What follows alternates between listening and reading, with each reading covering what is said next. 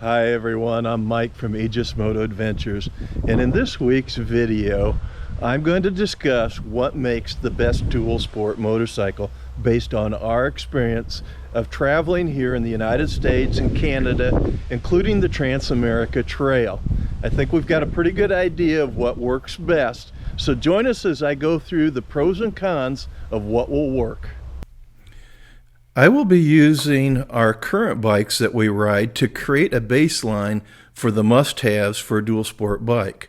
The bikes we ride are the KTM 790 Adventure R and the Yamaha XT250.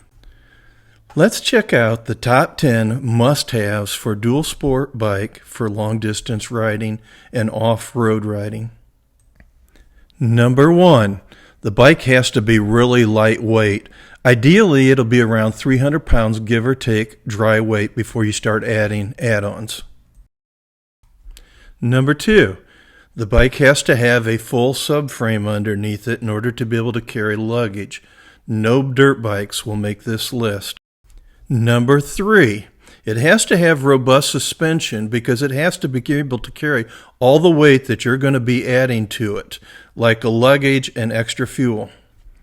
Number 4, it has to have decent ground clearance. It doesn't have to be huge, but it needs to be in the 9 to 10 inch range in order for it to work. Number 5, it has to have a low seat height. It might sound kind of unusual, but your feet need to touch the ground. You will drop the bike and you will crash it. Number 6, it needs to have a long maintenance schedule, somewhere around the 8,000 to 9,000 mile range.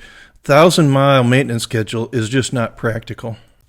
Number 7, it has to have a long range. It needs to have a larger than normal fuel tank, and you need to be able to carry extra fuel tanks like the Roto packs in order to get the range of somewhere around 400 miles without fueling. Number 8, the bike needs to have a 6th gear. It needs to be able to get up and go at highway speeds when you need it to. Number 9, the bike needs to be able to go at least 70 miles an hour. If you're taking it on a highway, you want it to do more than just 50 miles an hour. Number 10, it needs to have spoked wheels. You really do need the heavier set wheels for an adventure bike or dual sport bike. So let's talk about some of the wish list items we would like to see on our dual sport bike. Number 1, can somebody please, some manufacturer out there, manufacture a dual sport bike with the must-haves in a 450cc version? Number 2, call me spoiled if you want, but I want cruise control. When you're heading down the highway, there's nothing more fatiguing than to have to stay on the throttle forever at a constant speed. A true electronic cruise control for a dual sport bike would be fantastic. Number 3, the pendulum is really starting to swing for me in favor of tube tires. There's some slight advantages to being able to air up and air down for different conditions.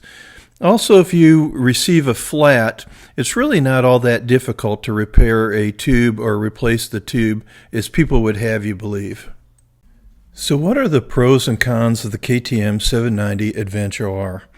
I can tell you I've ridden this bike tens of thousands of miles now, and it is an absolute magnificent bike. But boy, is it heavy. It's just way too heavy. So what about the pros and cons of the Yamaha XT250? The XT250 is the best small bike on the market, in my opinion. It is a fantastic bike. However, the XT250 lacks a 6th gear, it's a little underpowered, and it struggles to reach 70 miles an hour. So does that unicorn dual sport bike actually exist? Sadly, no. There are no bikes out there that really hit the sweet spot yet. I think there's going to be some in the future where manufacturers are starting to catch on what's really going to be popular. But there is a current bike out there right now that comes close, but you have to heavily modify it. Let me show you. Meet Mighty Quinn, a Honda CRF 300 Rally. We have heavily modified this bike, and this is Sherry's new bike, but I've also been riding it, and you'll see it in future episodes. In next week's video, I'll give you a rundown of all the things that we've done to the bike to get it ready to go for long distance travel. See you next week.